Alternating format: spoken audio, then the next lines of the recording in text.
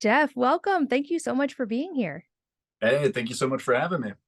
Well, I have a feeling we're going to get to go in a lot of directions, and I am extremely excited on a personal level to learn from you because this lines up with some things that I'm doing in my own life right now. And you have expertise in many areas that I think synergize really, really well. So I'm very excited for this episode, and we're going to get to go deep on all those topics. But before we do, I have a note from your bio that you do something every year called I think, Challenge the Trainer, where Yes. your clients get to challenge you to all kinds of various feats, and I would love to hear how that started and also what are some of the craziest and most fun challenges you've gotten?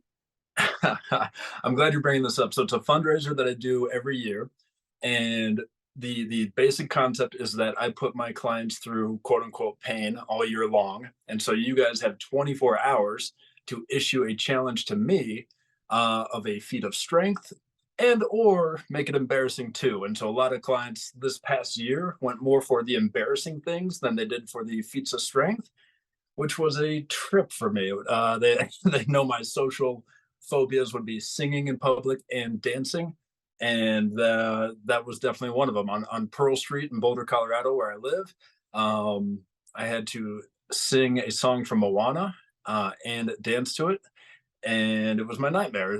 Pearl Street is one of the busiest streets. It's where a lot of tourists are, and so you can find on my Instagram nextstep.fit me singing and doing my best to dance to the song while in public, and it was the absolute worst. But the catch that really makes it mutually beneficial is the harder the challenge, the more I ask for my clients or patrons to pony up to donate to the cause that I'm working on that year. So if you go really embarrassing or really physically challenging, I'm going to say, okay, what are you going to do to match that? Because that's a big on taking. So we've raised some good money. This was recently raising money for a library in Tanzania for a school that I'm connected to, and we're doing a lot of good things. So it's fun, but it's 24 hours. It's grueling, and it's a blast at the same time. I love that, and I love that you do it to raise money for good causes as well. I think that's such a For fun sure. tradition, and, I'm with you on dancing and singing in publics are scary to me as well. I took voice lessons actually to get out of my comfort zone because it was the scariest thing I could imagine. Me too, me too, and it's still terrifying to me. Oh, well, that's awesome. I love that. And I think for background and context, I would love for you to explain a little bit about the work you do and maybe especially what interested you on coming on a podcast that's almost exclusively for moms, since you don't have kids yourself yet, from what I understand. Correct. Yes. So, what I found with my own parents and to so many of my clients over the last 18, 19 years is, when you have children, whether it's one children or four or five or six, I come from a family of six, four kids and two parents. It becomes a thing where I see the parents neglect themselves for the love of their kids, and as a result, they get out of shape and they lose some of their social life in different ways. And then at the 18 to 22 years, once the kids are up and out of the house, they're trying to really get from behind the eight ball and reclaim their lives, take back their lives. And I saw that with my parents, I saw that with countless clients. And so my passion is really working with everyday people and especially parents because one, when we're in our 20s and if we haven't had kids yet, we envision what kind of parent we think we'll be. And then we start to neglect ourselves through having, when we have kids, uh and all of a sudden we get aches and pains and we get out of shape and we can't be that parent that we envisioned ourselves being. And so I want everybody to be the mom and the dad, the spouse, the coworker, the friend that they want to be, pain free and fit. And it takes less than 20 minutes a day to help do that.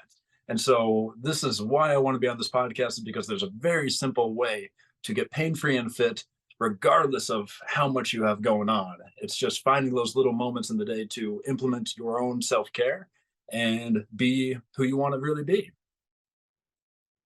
Yeah, I love that approach. I've learned many things from my kids over the years, but one of the lessons they've taught me is that while what we say is important, what we model is even more important. And that's actually Yeah, been a big driver for me in trying not just to maintain my fitness, but improve it as I get older, also to keep up with them as they become more and more athletic. But you make a yeah, couple bold statements on your social media, and I've seen you talk about this online, and I love this. You say that chronic pain is easy to fix and getting fit is even easier. And I would guess many people haven't quite had that experience at times. So I correct. would love for you to explain those statements and then we can build from there. Yes. So chronic pain is just a indication of a lack of homeostasis, meaning your body wants to be pain free. And when we are imbalanced, meaning carrying a kid on your right hip and your right arm, but not your left hip and your left arm, when we are imbalanced and we do the same repetitive patterns over and over again, we no longer have homeostasis. And at some point, that's going to show up as pain. And so all we need to do is maintain balance, which is again 20 minutes a day or less, the right stretches, the right exercises in the right order, keep you pain free, keep you balanced, and therefore you're in homeostasis. And the shocking thing is, good posture should feel good, and bad posture should feel bad. And most of the time, when we try to practice good posture, we almost feel like we're military, like we're really trying to force our shoulders down and back.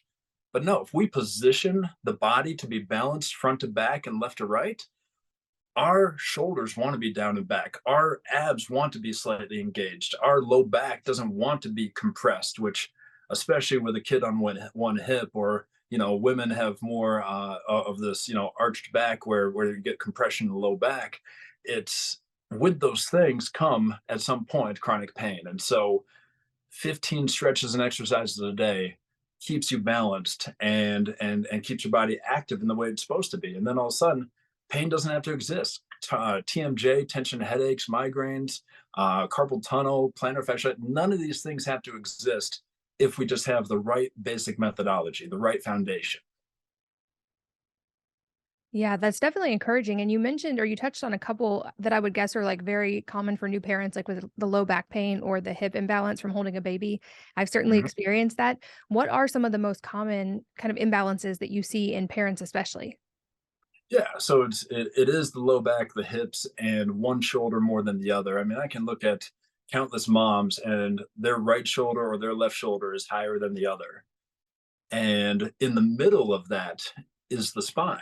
Between left to right is your spine, and chiropractors are super valuable. And also, you don't have to be dependent on them, because if you keep those muscles relaxed, then the spine isn't being pulled to one way more than the other, and then the spine isn't out of alignment. And so all these little things where it's neck and shoulder pain and it's hips and low back, those are the primary. And of course, when women are in pregnancy, it's plantar fasciitis also. And I have a great client way back in the day when I was 23. I'm 39 now. Her name was Damien, and she was on her fourth kid. And I had not worked with her for the previous three. I was new in my career, hadn't met her before, and she's pregnant when I meet her, about 2 months pregnant. And she's like, "Well, at month four, I get sciatic nerve pain. At month five, I get plantar fasciitis. And at month nine, I get tension headaches." And she had none of those through working with me, because we just did the right stretches and the right exercises.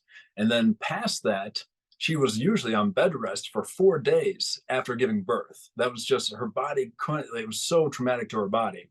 And after working with me, she was on bed rest for 6 hours, and she showered that same day, and all these things. So it's really phenomenal how much of this doesn't have to exist.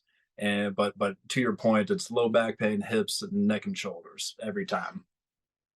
That makes sense, and because everything's so connected, like, I've seen that play out for me with pregnancy is if your hips are imbalanced, that's gonna affect how you're walking, so your knees and your ankles may also experience issues, or I had a friend explain to me one time, I thought I was having just hip pain, and he was like, "Yeah, but look at your knee, look at your ankle, like, all of these things downstream are being affected because of this imbalance," and I also loved his approach because he was similar, he said, "Chiropractors are great, all of these healing modalities are great, body work is great, however, you're not having this issue because of a body work deficiency or a chiropractor deficiency. You still want to also address what's going on in your how you're moving or sitting or going through life that's Yes. leading to this in the first place." And it sounds like that's very much what your approach is. And I feel like you're also very encouraging because you talk about this not being a 2 hour a day of cardio at the gym type endeavor, Yeah. that this is actually very achievable even for people as busy as parents.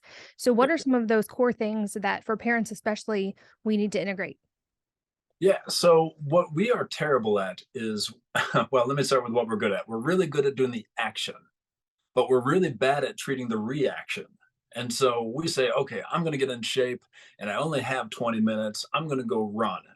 And we haven't run in 2 years. And when we run, or let's say jog, because that's where most of us are, when we jog, it is a 3-to-1 ratio, meaning it's your body weight times three that the earth presses into you.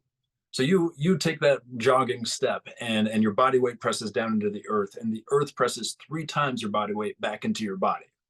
So if nobody wants to do this exercise, but if I take 180 pounds, which is what I weigh, times three, uh, I haven't trained to be able to handle that amount of weight, like, and so if I haven't, then of course I'm going to get injured in the meantime because I'm doing calculus when my body is only ready for addition and subtraction. And so when we think, okay, I've got limited time and I'm going to go get it, I'm going to get after it, we miss the mark a lot of times. And so for every action, there's that equal and opposite reaction of sorts, and we have to stretch, as much as we exercise. And what I like about the methodology that I've developed is that almost every exercise I do with my clients has a stretch component and a flexion. So squats usually just build tension, and we usually work the wrong muscles when we do squats. The squats I have people do has a stretch component for the inner thighs and the outer hips and the low back, and then a flexion component to build strength on those muscles plus the quads. So long story short, I would say if you don't have a good stretch to strength ratio, then you're just likely going to compile tension in your body, which will lead to pain. And then therefore, subconsciously, your mind will say, I'm in pain when I work out. I shouldn't work out anymore. My heel hurts when I jog or when I walk. I'm less likely to jog or walk then. And that's just a subconscious protection. But that we do that year over year, and we end up where we don't want to be, which is out of shape and in pain and not energized and all these things. That makes sense. And it sounds like these could also be very much proactive for any of us listening who have kids who are very athletic or in sports. I would guess some Mhm. of these same things, if they can start them at an earlier age, can also help sort of injury proof them as they go through that as well. Yes. I uh, I was always a runt. I was always when I was 14, going into high school, I was 95 pounds and 4 foot 11. Okay. But I was always biomechanically minded. I always knew how the body should work. It was, it's a gift of some sort. And so I would be working out with the football team because my brother was on the football team. Uh, and the coaches would steal the cues and the things that I was doing different and share it with the actual football players. And kids are so many coaches, even to this day in 2023, are not good at strength and conditioning. And so kids are getting injured at an increased rate. Coaches are having them do more pain, more gain workouts. And none of that has to be the case to get the best results. So if kids can learn to use the right muscles correctly, they'll be stronger than they've ever been and safer for the long term. So, we're like, man, if I didn't do those things when I was 20, I would be so much better when I was 40. It's like that doesn't have to exist for parents and for kids. We can reverse all of that and change the culture. Yeah, I think that's such important context. And you touched on this, but the idea of no pain, no gain, which you definitely hear, at least in high school sports, especially ones like football, it seems. And Yes. you've said that that is antiquated. And I would love for you to explain why and what a better approach would be. Yeah. So again, for everyday people, it is about neuromuscular activation. And so what that means is mind to muscle. Most of our bodies are only operating at 30 or 40% muscularly. So when you go to pick up a dumbbell, you're actually usually only recruiting about 40% of the muscle that's available. And so if I can teach you how to implement or activate 20, 30, 40, 50 more percent, it's almost impossible to get 100% muscular activation. But if we can get somebody up to 80% when 2 weeks ago they were at 40%, they are, and this isn't hyperbole, they are twice as strong. And so most of us, again, are only using 40%, and it doesn't take pain. It just takes increasing the neurology, the mind to body connection, the mind to muscle connection to get strong. And that's not pain. That's not, I'm doing, 90 minutes on the treadmill. That's not, I'm throwing big weight around to try to grow a muscle. That's just waking things up that are already there and then building incremental strength on it. So more pain, more gain is bogus, if I can use a family friendly word. And really, it's about just every day. If I can do some simple things to wake up the muscles, Then you get, well, women love this trick. I teach everybody, but I teach women especially how to use your glutes when you walk, which you should be doing anyway. But most of us are just using our quads. Nobody wants to get bigger quads, right? Like women work out and they're like, well, my thighs got bigger and my butt stayed the same. Like that's not the result that anybody's going for. But when I teach women, you can use your glutes when you walk. And then all of a sudden you see, oh, I'm not doing a ton of glute exercises every day, but every step I take, ideally 10,000 steps a day, that's 5,000 mini contractions for the glute. My butt looks bigger and I'm not doing anything more. Or I mean, bigger, better, excuse me, better. And I'm not doing anything more. It's just now my butt's activated. And so my glutes and my backside looks, lifted and more toned because I'm using it all during all the little things as opposed to just 90-minute workouts 3 times a week.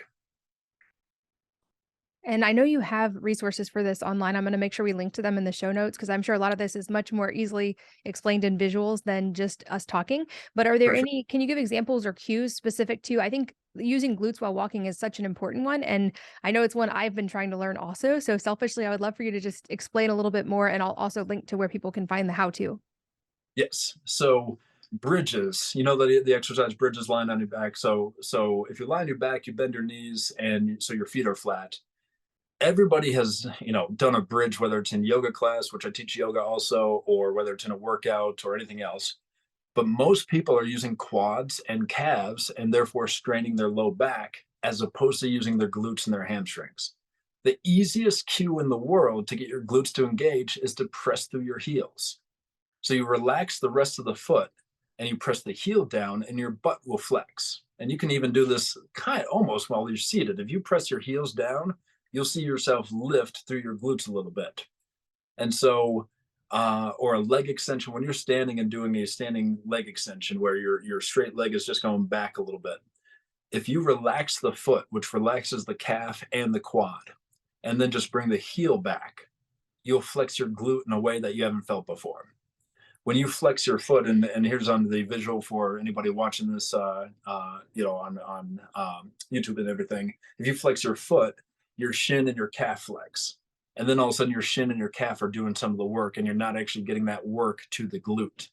So people are doing the right exercises but using the wrong muscles. So the starting point would be lie on your back, bend your knees so your feet are flat, press the heels down to lift your hips, and you'll feel your glutes in a more effective way. And then we can teach you how to use that when you're actually in motion with walking or anything else. And I feel like this is especially an important one as we get older as well, because I've talked before, it's a little bit of a soapbox for me, but about muscle being the organ of longevity. And we know statistically, the more muscle we have, typically the less risk of all cause mortality. It correlates with a lot of increased health as we get older. So I've Yes. had personally a big focus on building and retaining muscle and mobility. I'm curious with this. So it makes sense that you'd see an immediate change just from muscle recruitment, but does this Yes. also help us build muscle over time so that we're increasing strength and muscle mass? Yes. Yes. And women, I have a lot of women that are afraid of getting bulk because what you just shared, like people are like, oh my God, I'm going to get bulky. It's like, and CrossFit, is showing more and more women with like super ripped abs and super ripped arms. And that's all okay. They're usually supplementing in a big way. But women just with different testosterone levels have in a exponential level compared to men. Men have exponentially more testosterone. Women are not going to gain bulk unless you're really working for that. So with that said, yes, the more muscle you can develop, and again, if the whole muscle is active, then you can build strength on the whole muscle.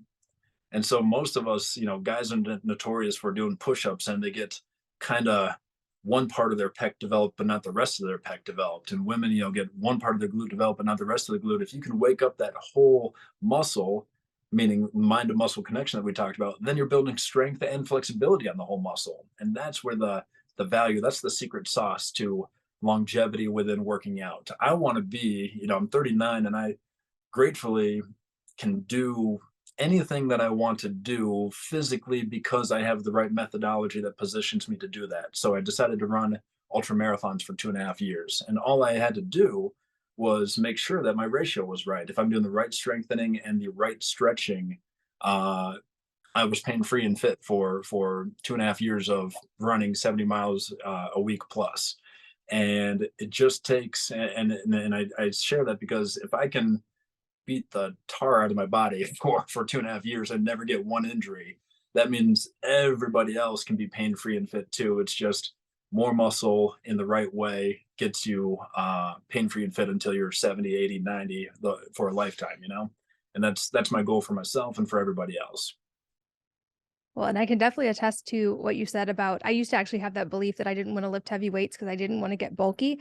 And Yeah. now having done that consistently for a few years, it's so laughable to me in hindsight that I thought I was going to like sneeze and get bulky Yeah, yeah, when yeah. I've worked so hard and while I'm getting leaner and stronger, I'm definitely not getting bulkier. So I always Right. like to encourage that for women. I also want to talk about the distinction and make sure people understand. So when we're talking about being pain free, this is also like injury and chronic pain Mhm. versus is it normal to be sore when we add in new movements that we haven't done before to have like some muscle soreness while we adapt?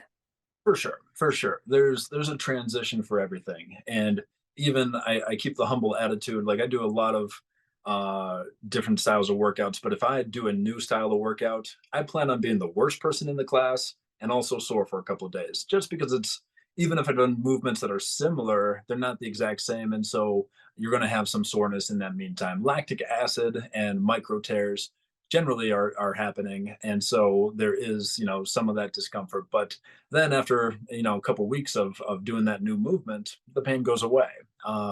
My client back in the day, his name was Chip, and he was the most type A client I've had to date. He brought in 5 years worth of spreadsheets on his health and fitness, and he had the more pain, more gain, more gain mentality.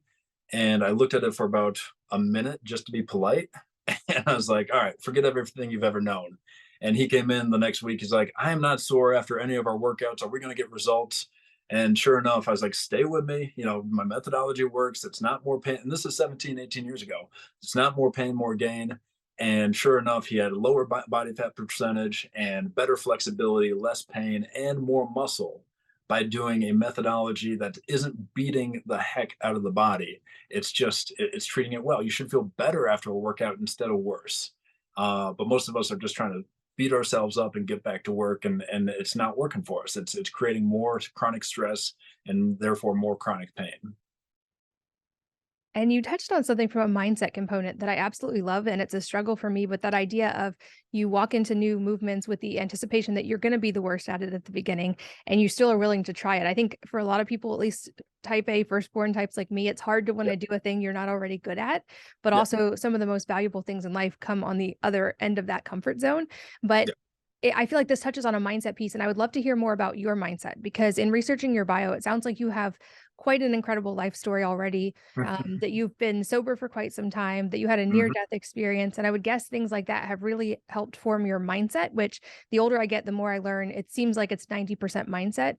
And then if Yeah. we get our mindset right, the rest comes more naturally. So I would love to hear kind of the evolution of your mindset and some of these kind of pivotal experiences. Yeah, yeah, it's been a trip, quite literally. And the first thing I'll share, just to answer the question directly, is we have a lot of self-imposed stress. We have chosen a lot of our stressors in our life. And so, and working out is the epitome of that. How many people complain about working out and they grimace when they're working out and all this stuff? And I'm like, I try to go to the gym and not be annoying where I'm like smiling the whole time, but I at least try to keep a neutral face, if not smiling at some point, because why am I going to complain about something I signed up for? Like I am here and this is making me better. And even if it's uncomfortable in the meantime, why am I complaining and grumpy and all that? It's like, no, I'm lucky to be able to work out. I'm lucky to be able to move as I do. And so, first things first, a lot of our stressors are self imposed. And so, how much can I really complain about them? Secondly, yeah, when I was 25, gratefully, life had given me enough evidence, or I had collected enough evidence to say, you know what? I don't think drinking is just a fun hobby. I think I actually have a problem, and so gratefully I got sober at 25. Unfortunately, and this is some of the framing you're talking about. Unfortunately, my brother passed away from his alcoholism 2 months into my sobriety. And talk about framing. It's like some people are like, "Oh, that's so sad. You get sober and then your brother passes away," which is absolutely true. But it's like I had the mindset. I got myself sober, I'm going to help my brother get sober, and then we're going to help anybody else that wants or needs to get sober. And that's not what life said. Life, life all of a sudden, my brother passes away, and I'm like, okay, life got me into recovery just in the nick of time so that I could give the right eulogy. I could honor my brother's life in the right way, and that I wasn't going to act on my addiction as a result of his passing. And gratefully, I've stayed sober for 14 years. But that framing of that mindset, some people had pity and victim for me, and while it was the worst, like the worst happened and terrible and sad, what there wasn't a it's like there was a level of gratitude for me being able to get sober beforehand so that I could properly live and live from an inspired state and carry my brother's spirit with me throughout the rest of my life. And then my near death experience was 5 or 6 years ago, coming up on 6 years ago. And I was doing free diving training I was going to Hawaii in a month, and I wanted to, without scuba equipment, I wanted to dive down 40 feet and hold my breath for a couple minutes and hang with octopus and lobster and all this stuff. And so I was training for that. And in the pool, I went unconscious and I was underwater for about 5.5 minutes total. I could hold my breath for 3 minutes in the morning, or 2.5 minutes in the afternoon, and after coffee and movement and all that type of stuff. And I went unconscious, and they pulled me out. They did CPR. I was unconscious. I was seizing. They got me to the hospital gratefully. That was nearby. There was an off-duty lifeguard that was teaching children how to swim. So sadly, I had to go back a couple weeks later and be like, "Hey kids, I'm okay." Like, you saw something traumatic, but I went back and talked to them a couple times. But all of that said, I was in a coma for 2.5 days and in the hospital for 7, and I gratefully came out fine. I have less than a 1% chance of being here as I am. I had a 95, 96% chance of dying, and a great chance of being a vegetable, essentially. And instead, 2.5 days in a coma, I woke up and I was like, "How are you guys doing?" And doctors were crying, nurses were crying, my family was crying, miracle was thrown out there a number of times from the doctors themselves. And after being self-employed for I think 9 or 10 years at that time, my mindset, uh, what I learned from that was, even when I'm completely out of control, the universe, life, higher power, God can still be supportive. Life is still supportive. And being self-employed, it's like I have to be the bookkeeper, and then I have to submit that to my CPA, and I've got to do my marketing, and I've got to do my customer service. There's so many things I have to control that in this moment when I had no control, things were still synergistically in place that gratefully in this moment the best worked out. And so it taught me to relax. It taught me to let go, trust the process more. 9 years being self-employed had probably made me a little too uptight, and it was just a really good reset to say, okay, even when you weren't trying to manage everything, even when you couldn't manage everything, life still had your back. So that really taught me to, again, get back in the flow of things and be of service to people and fully thrive instead of try to kind of control and manage and all that, if that makes sense. Yeah, it does, and that's quite the story. I feel like for me as well, looking back, it's the toughest moments of life that I end up being the most grateful for because they're the most formative and impactful. And not that I would have chosen some of those experiences, but I Yeah, wouldn't trade them either.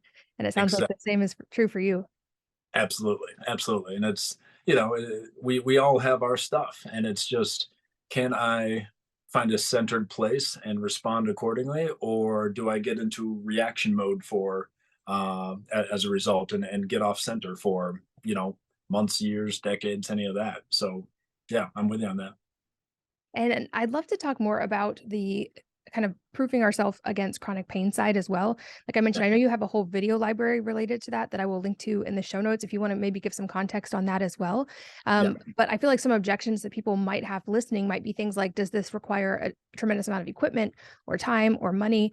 So I'd love to address some of those because I think for parents especially, those are some top of mind concerns. for sure, for sure. So one, to all your listeners, I will have a link giving you guys 30% off because I'm grateful to be here. And again, this is a This is a segment of people that I especially love helping, from seeing my own parents to seeing most of my clients. I want to help you guys, and I know that the budget can be tight, so I want to give you guys 30% off. With that, the subscription comes with all the equipment you need. I do have limited quantities, but there's a pain free and fit kit that comes with the subscription. And so, if as long as supplies last, I will be able to send that with it. And if not, I'll adjust the price. But it's 297 minus the 30% for 6 months access, and it includes all the equipment. It's free, shipped free to you guys, and then you have everything you need in this gym bag to be pain free and fit.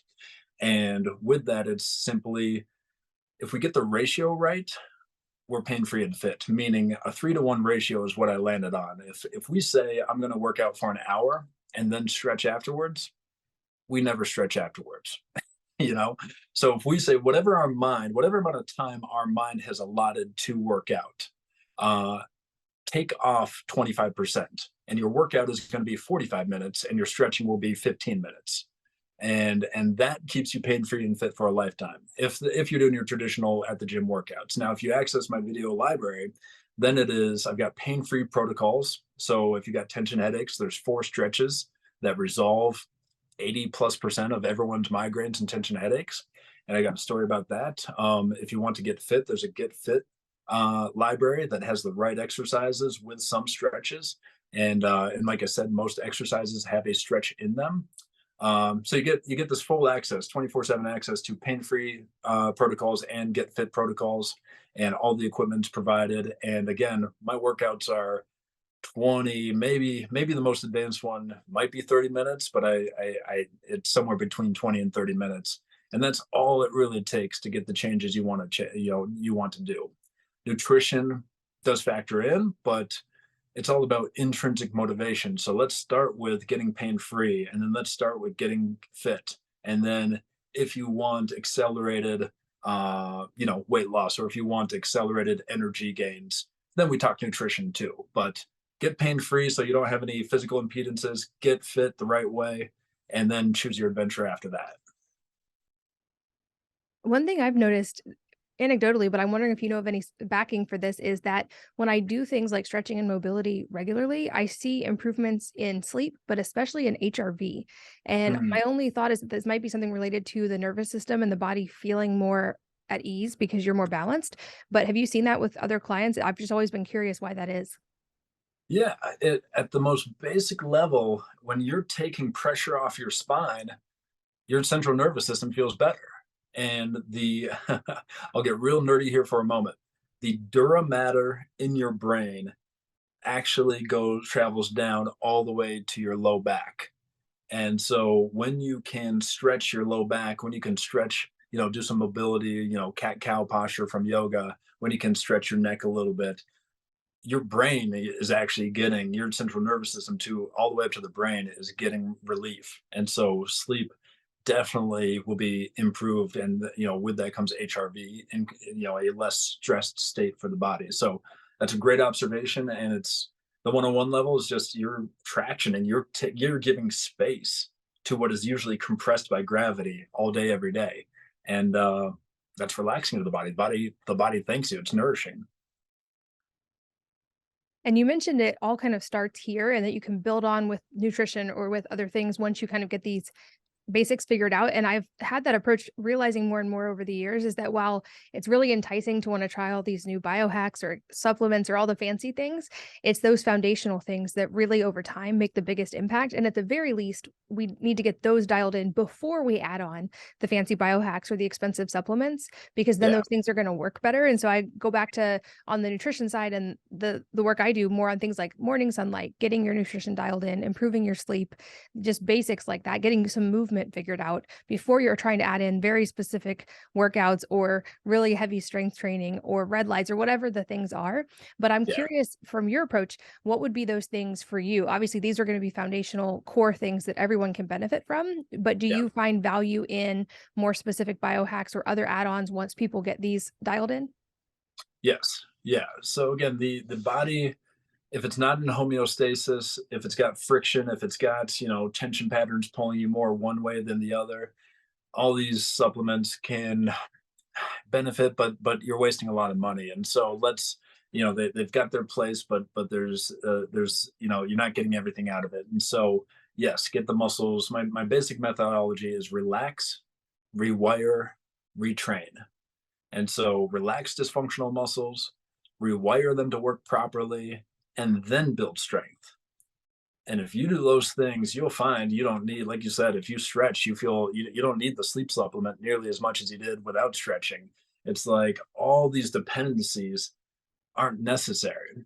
What is necessary is a little bit of an attention span. 20 minutes, it's we've got such a flavor of the month, and Instagram where it's like 90-second bicep blast type of stuff, and it's like, let's give it 20 minutes a day and you're great. That's all it really requires, because our body is phenomenal and our body wants to be healthy and whole and in the proper homeostasis. And so if we position it that way, it'll stay that way. And then you can say, like, sleep is my biggest health challenge. I'm fine with stretching, I'm fine with doing activity, I'm fine with meditating and breath work and all these things. Sleep has always been my challenge. So then I take a supplement for sleep, but I don't need a supplement for 16 other things, because I have my body in homeostasis in a lot of ways. Um, and then the other thing I'd say is just breath work cannot be, I'll say, oversold. When we are stressed, we only use 20% of our breath, 20% of our lungs. And if a company operates at 20%, it fails. And if our bodies only have 20% of its oxygen that it needs, it's no surprise that anxiety is up, or depression is up, or lethargy is up. It's like going to work and your keyboard doesn't work. The computer monitor is on, but you can't type anything. Or if you had, headphones on like you do, but you can't actually, but your microphone isn't working, we're not going to be able to do our thing. And so without oxygen, and with that comes hydration, I would say, drink water so you can deliver H2O. Um, Without that basic need, our body can't function as it needs to. And then what people don't know is, and biohack always cracks me up because it sounds new, but most of the biohacks are ancient. Cold exposure and breath work and all these things are ancient. And the fitness world is just redesigning them to be new and revolutionary when we've known this for 5,000 plus years. Breath work actually burns fat as much, if not more, than anything else. And nobody knows that. Nobody accepts that. And if you have time for a story, I'd love to tell you how a new client, did that just through breath work. He lost 15 pounds. Could I share that real quick? Yeah, absolutely. Please do. So this person came in and he had been busting his butt for months, and he had lost 30 pounds, but he still had about 25 pounds that he could lose and wanted to lose. And he had plateaued. So he busted his butt. He was working out every day of the week, and he had plateaued for the last couple months. And he's like, I don't know what's going on. I've seen some of your content on Instagram. It looks great. And I said, what you're actually missing, like, yes, we cleaned up some of his form on his workouts, on his exercises, but what you're actually missing is breath work. And he cocked his head sideways, and I told the story. Most of us know the magician David Blaine. So David Blaine went to set the world record for the longest breath hold. And this was back probably 2001. I think I was 17. I've always been exercise science nerd and all this. I was 17 and I was watching the 2 hour special. He was going to put himself in a hamster ball full of water on Times Square and hold his breath for the world record. And so I'm watching this 2 hour special about his process. And he said, I lost the most weight when, and then it cut to commercial. I was like, all right, he's going to say some kind of Mario Lopez cardio kickboxing or some kind of Taibo or whatever, all the things that were trending. He's going to say something like that. I'm going to be frustrated. Let's see what he says. And he came back from commercial and he said, I lost the most weight when I dove into my deep breathing exercises. And so I shared this with this client and I showed him one breath exercise to do. And he did it for 15 days straight. And I told him, I was like, for the first 6 days, nothing's going to happen. And after that, you're going to lose 3 to 5 pounds. And then after that, you're going to plateau again for a couple of days. And after that, you'll lose a few more pounds. I saw him 15 days later and he had lost 13 pounds. And it was just because he did breath work. That is fascinating, and I would guess is new information for a lot of people listening. Do you have any idea what's going on physiologically, like why that process is so rapid and what's happening in the body that allows that release of weight? Yes. So adipose tissue, fatty tissue, is oxygen soluble. And so oxygen has to have time to get into an adipose, a fat cell, and actually chip away at it, break it down. But when our heart rate is 170 because we're thinking more pain, more gain, and I've got to run as hard as I can on the treadmill, it doesn't have time to get into the adipose tissue. And so it grabs fast food, which is a carbohydrate. And if we're overtraining, it's even worse. It grabs carbohydrates and protein, our muscle. But so if we can slow down and work out again, the neutral face or smiling when I work out, if I'm in a parasympathetic state as best I can, if I'm reminding my body that yes, I'm stressing myself by choice, but I don't have to be stressed. Our body will let go of what we wanted to let go of and gain what we wanted to gain, which is muscle. And so the other easy example is oxygen is like a combustible engine for fat cells. So it gets into that fat cell and it just it literally will help burn it up and we actually exhale. Here's the other thing about breath work. When we say we burned fat or we lost weight, and somebody posed the question, where did it go? If we lost it, where can we find it? He did a scientific study on it, and 84% of weight loss, of fat loss, is through your breath. So if you're doing cardio or if you're doing breath work and you're losing weight, 84% of it is exhaled, and the rest is, waste product.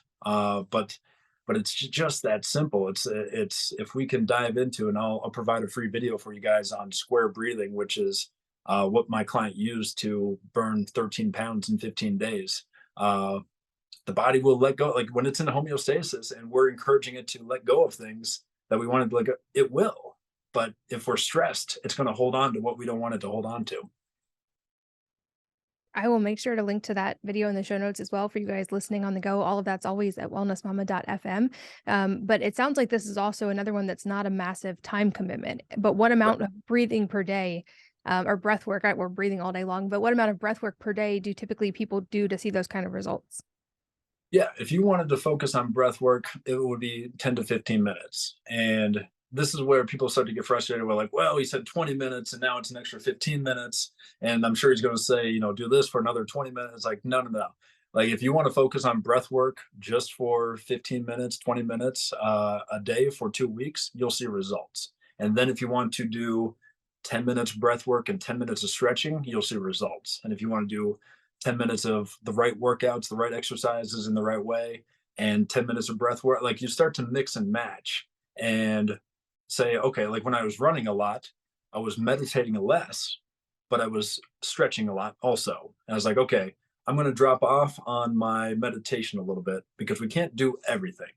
I always say if we did everything we need to do to take care of ourselves, we want to have time for a full time job. We want to have time for kids and a spouse.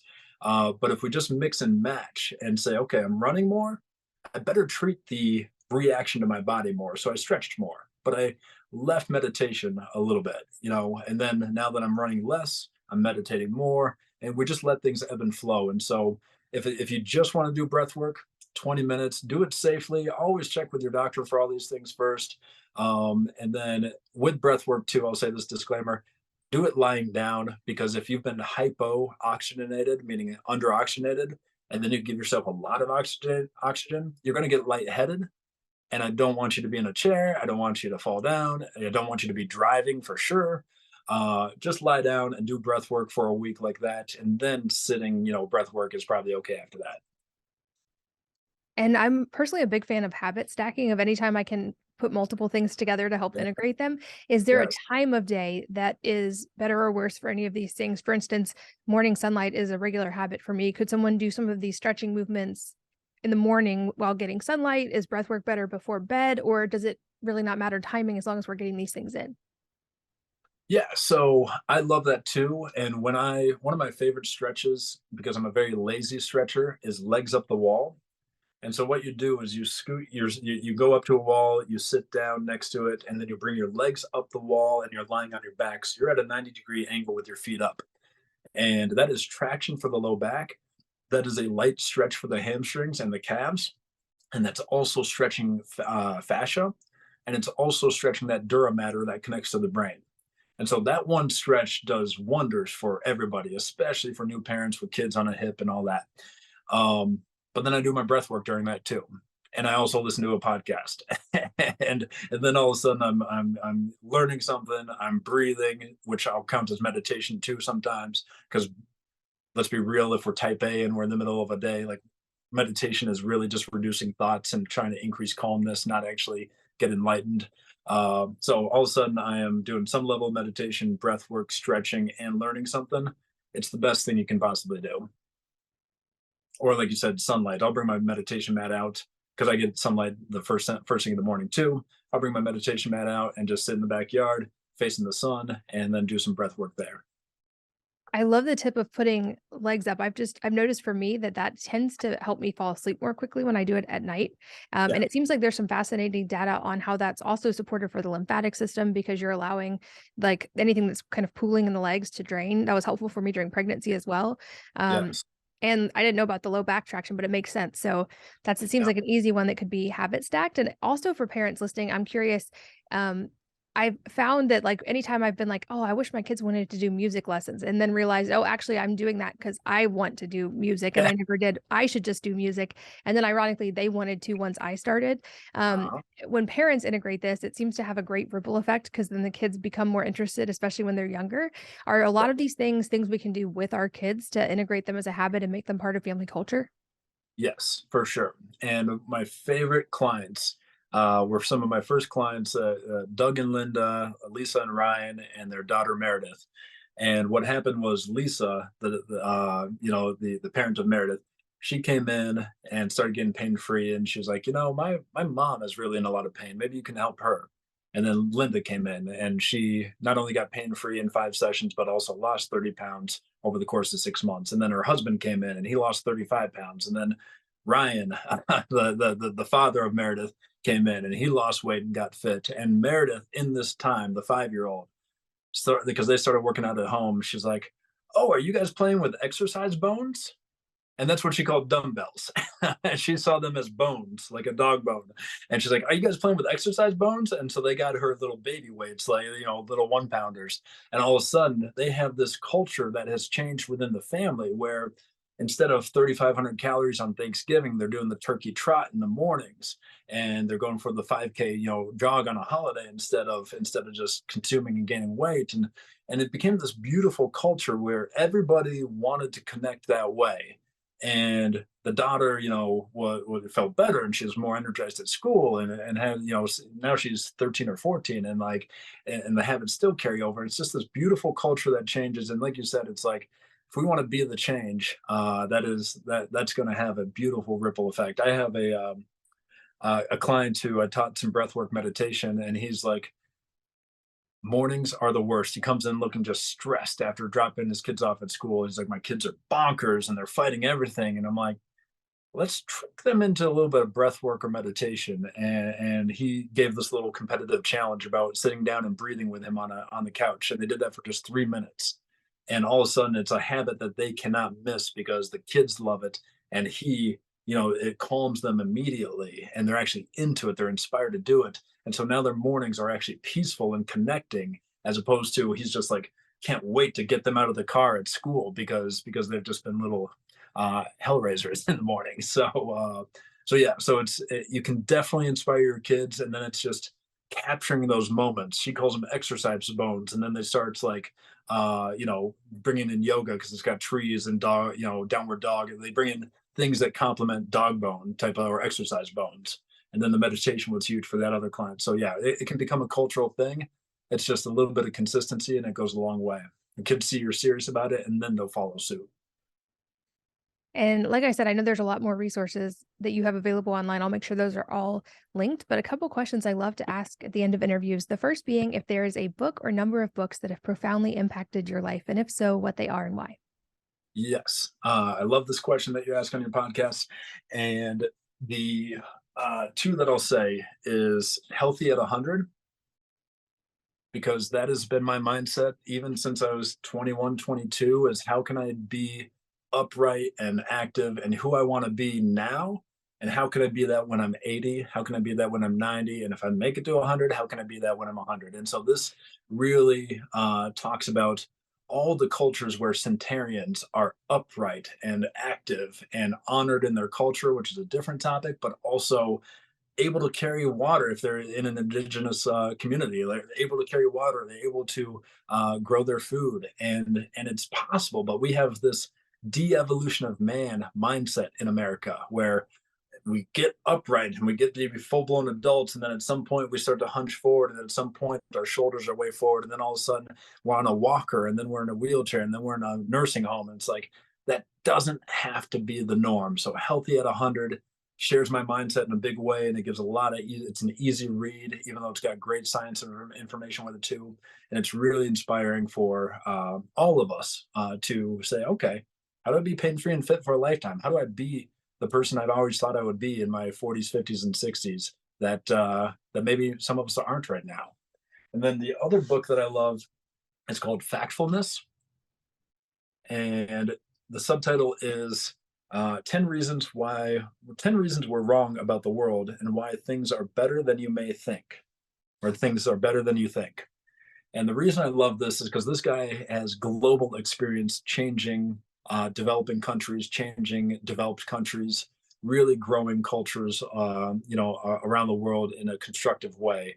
Because we all want to help society in some way, and this guy has found the best ways to do so, and so that's really cool to see. But also, we have this negative bias. Our minds are designed for negative bias. And the classic example is if you're hiking and you see a stick, you think it's a snake, and then you have to like work with your prefrontal cortex to say, no, no, no, it's a stick. It's okay. It's safe.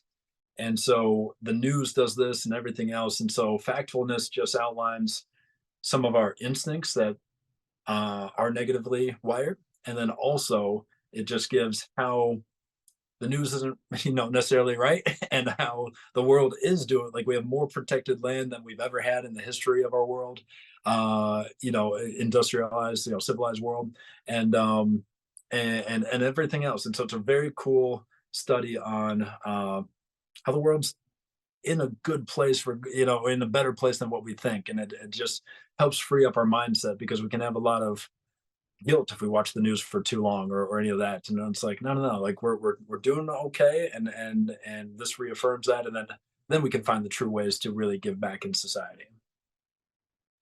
Those are both new recommendations for this podcast. I'll make sure they are Sure. linked in the show notes as well, and I'm adding them to my reading list also. And lastly, any parting advice that you want to leave with the listeners today that could be related to something we've talked about or entirely unrelated life advice? Oh, thank you. It's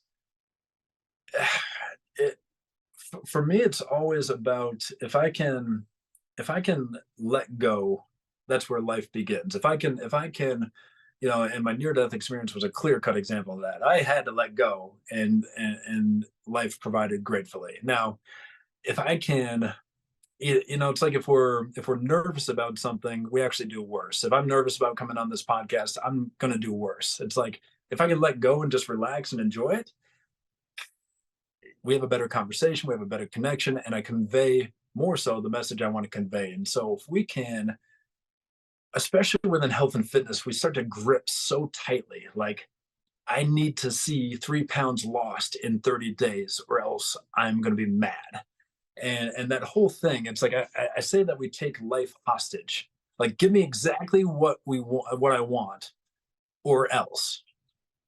And the or else is, we don't realize it, but or else I'm going to be anxious, or else I'm going to be depressed, or else I'm going to be judgmental or critical, or whatever it might be. So if we can relax our grip and just picture that we are creating a masterpiece over time, and not every brushstroke is going to be perfect, but we can correct it. If we can say, okay, over 50 years, what am I going to create for the next 50 years of my life, and not get so held up on each individual brushstroke, but once in a while zoom out and be like, how am I doing? That's where that's been one of the biggest lessons for me, is just relax, do my part, let go of the results, and quit taking life hostage. Because because like I said, the trade off is give me what I want, or else it all comes back to me, or else I'm going to be unhappy. And it's like no, like thank you, and also what does today have in store for me?